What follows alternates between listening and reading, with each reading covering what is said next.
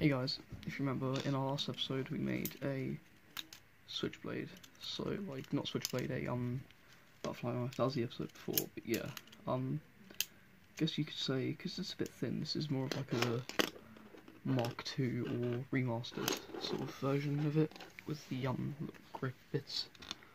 So you need 4 of these tighter bits to hold the piece like completely together, and you need 4 of these, so these sort of hold the whole thing together.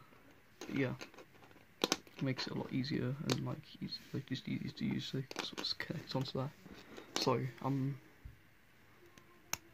you connect one of them through one of these big bits here, connect another one through the bottom part of it, then you should be able to just... No, I've done that wrong. Sorry guys, did that wrong. The other way around. So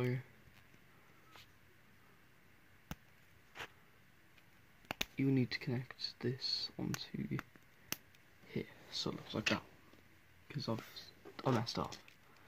But you need to connect these bits onto here.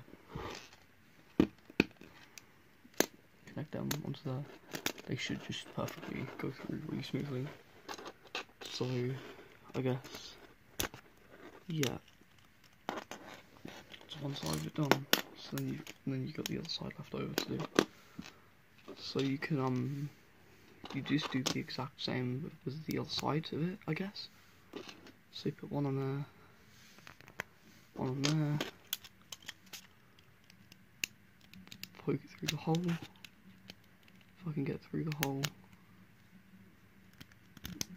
there you go. Then on the other side, perfectly goes through. So then, if you've watched both videos, you should know how to make a switchblade like this. It also just pops back down, goes all the way up, and you should have learned how to make a